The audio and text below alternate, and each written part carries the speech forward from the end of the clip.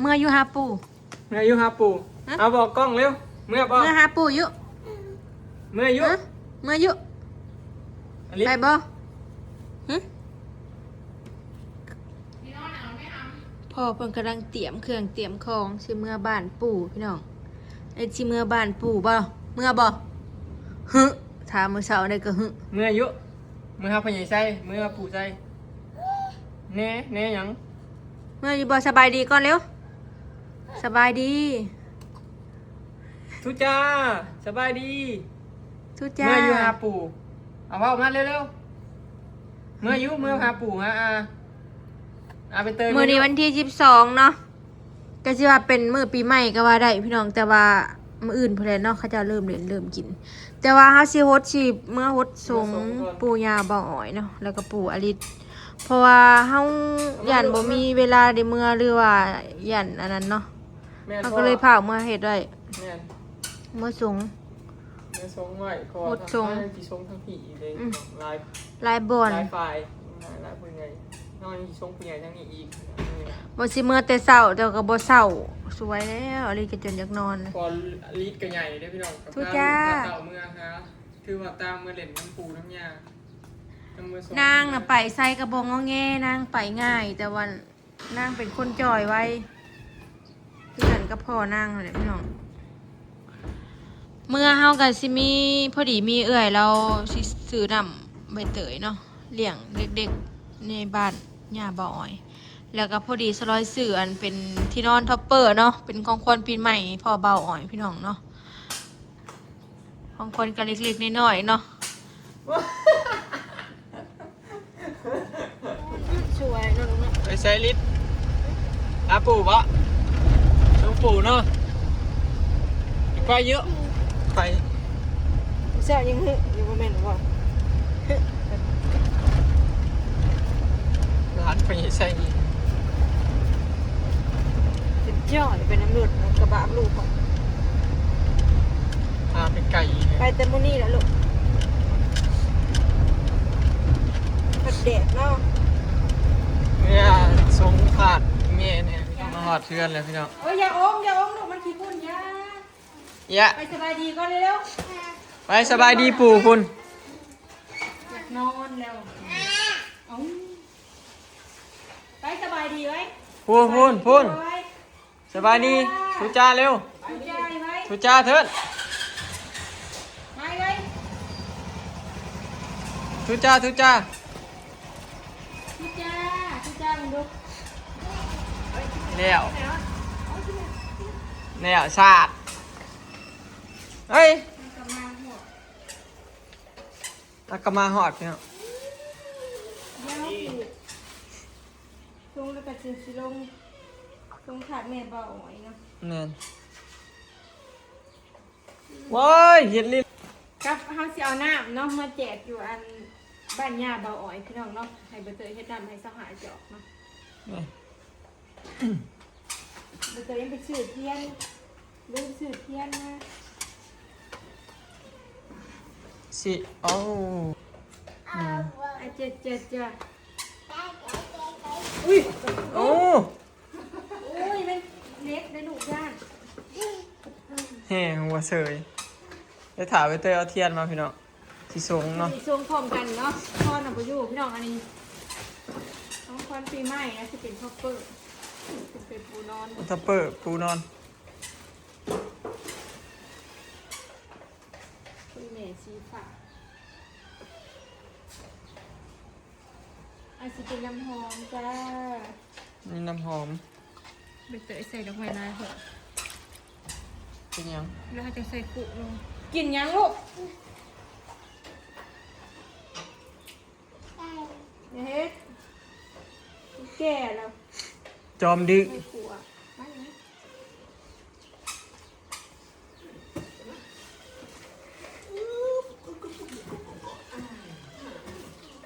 ลานกระลานขี้ดื้อ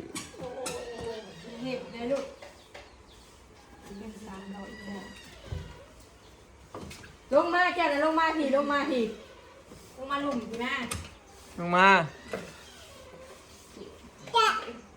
นั่งร้องนี่มานั่งร้องนี่มานี่ นั่ง มาสองปูนี่มา สงลิดสงบ่ ซื้อเอานี่ทุจ้าก่อนทุจ้านี่วันไหนนั่งฉันลูกรับพันนี่เอากลับ ครับครับ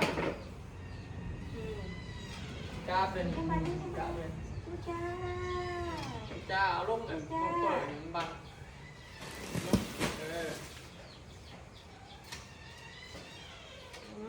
เอามาเนี่ยเบิดนั่นนะพ่อแม่ นับจับ สาธุ สาธุ วันนี้อาลิศพร้อมด้วยครอบครัวเนาะพอดีเป็นปีใหม่วันสงกรานต์เนาะมีจองพันโชคมาหัวคอหดคอสูงปูหน่อยลิเนาะเห็ดปูอยู่ดีเอาจับเอาไหม อาจารย์นี่ลูกเห็ดปูอยู่ดีมีเองเด้ออายุหมันควรยืนเนาะเป็นภูมิภูมิใจให้ลูกให้ร้านได้แบบนี้เนาะมีเอง ดีมีแหงเปิดมาปีใหม่เนาะปีใหม่เลยร่ำให้รวยทุกคนสุขภาพแข็งแรง ถ้าถูกนะลูก เจ้าตูเลยขายได้เงินครับเอาส่งไป ชงลูก มา จ่ายลูกจ่าย จ้าจ้าจ้าจ้าจ้าฮด ดีมีเองเด้อให้ประหยัดลูกค้าความเจ็บเลยใดความไข่ดีเลย เอาลิฟต์ได้ส่งดิ เอาลูก เอาจับเนี่ยเอาลิฟต์ส่ง มา จับ เอาส่ง จับ ปู กระป๋อง เอานี่จับส่งนี่ฮดมือปูนี่ฮดมือปู ตัวเองนะ วะ วะ เด้อ เก่งแล้ว มาให้พ่อบัดนี้ เก่งค่ะตัวมือ เอาตัวมือช่วย จุ่ม เออปล่อยอยู่ดีแห้งดูเป็นหุ่มโป่งใส่ให้ลูกในร้านปีใหม่จะขอให้มีแต่ความสุขความเจริญเด้อคนแย่งต่อลูกหลานเด้อ กาชัวร์กราบลูกกราบ อากาศพอบัดนี้อากาศปู2 3 ทุจ้าก่อนทุจ้า จ้า จ้าทุจ้าอีก เอาทุใจอีกขอ จะให้ไปเตือนมาก ไปเต้น มาพี่ลูกมาพี่มาทำเองพี่เอ้ยกะง่ายๆเนาะพี่น้องตามสไตล์บ้านเฮาเนาะอันปีใหม่สงกรานต์ ครับการแม่ เอาไหมอ่ะ ปีนี้ก็ปีซ้ำนี่นะพี่น้องของคนปีใหม่จะลอยสื่อกันพวกไปเปิดบนนอนเนาะปีหน้าก็จังว่ากัน ปีนี้ก็เบิดเจ็บพี่น้องเฮาเฮ็ดเฮือนเนี่ยเอาตัวเกาะไว้พ่อในแนวใดสินสิดี อยู่รู้สึกเวลาละเวลาละปีเป็นถามละปีอยู่เนอะ อยู่หลอดปีพอดีไปพอได้ รออันนี้งากนอนมือตามอย่างเงี้ย แต่มีของก็ยังพอแห้ง เพื่อมึงด้วยจะขึ้นไปปูอยู่บ้านเต้ย พอแล้วนอนอย่างก็ โอ้ที่นอนนั้นเก่าคิดอยู่คิดจังได้อยู่แต่ว่า สิจิกได้ คิดได้กัน พี่มาอยู่อ่ะ แนมเขาอยู่เมื่อน่ะมันฮอด อันนี้สลอยสื่อไว้แต่ดนๆแล้วพี่น้องแต่ว่าเฮาบ่ได้มาเนาะเฮาก็เลยมาแบบว่า ชื่อมันเขา เป็นของคนปีใหม่เลยจ้ะเนาะ เห็นรถเขามาขายอยู่คิดอยู่มัน ก็ได้นอนเนาะ สิได้นอน มันถอดซักได้แต่ว่าบัดเฮานอนเฮาก็ต้องเอาผ้าปูบ่นอนปูมันจังซักง่ายอันนี้มันถอดยากนี่หาฟุต 5 ฟุตคิดซื้อก็ได้เฉย เรานอนเทิงเฮือนพี่น้องมันขี้ฝุ่นคือบ้านสลอยนั่นแหละ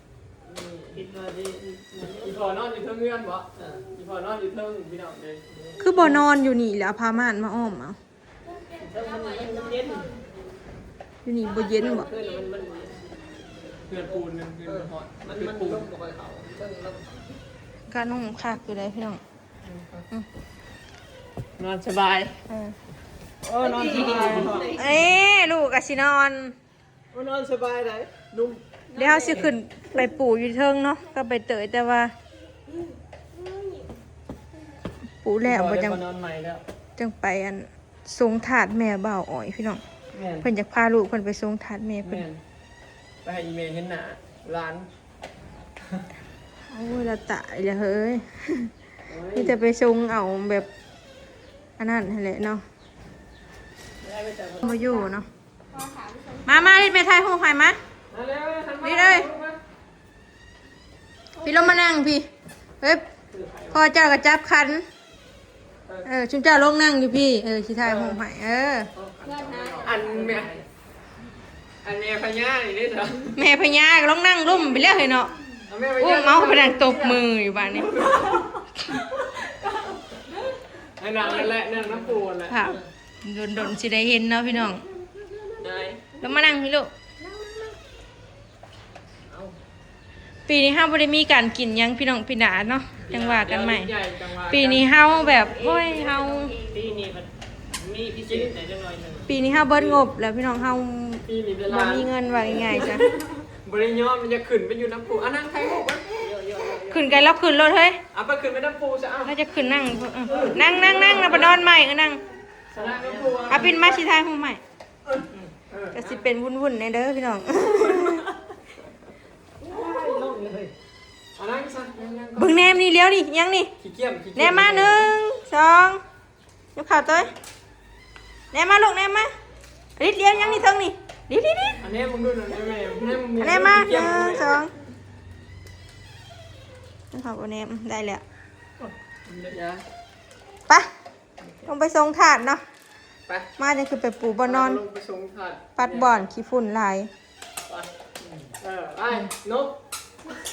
ไป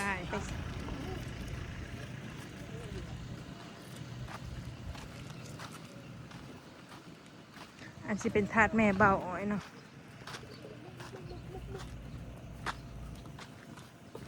บ่ได้เอาดอกไม้มาเนาะลืม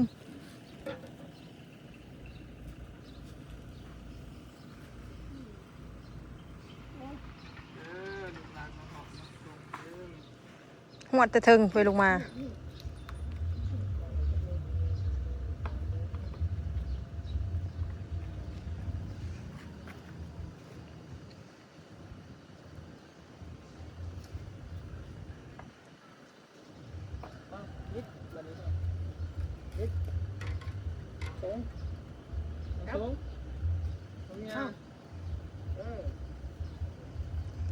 อย่าไปเกิดดีทรงสุกเด้อว่าสิลูกไปเป็นนางฟ้าอยู่เทิงสวรรค์เด้อ นั่นแหละเดี๋ยวแล้วปะอ่ะ100 พาริดมาหดชงเด้อไปอยู่ภพภูมิที่ดีเด้อไปเป็นอยู่นางฟ้าอยู่เทิงสวรรค์แล้วเนาะ ขาดอีกไม่เท่า จนปีอะเคยเปลี่ยนชุดได้แล้วนี่ปี๊บ ทั้งส่งทั้งเสีย ปอดบวมอะไรแบบนี้ ลิ้นน้ำหอมน้ำมนต์อาบพี่น้อง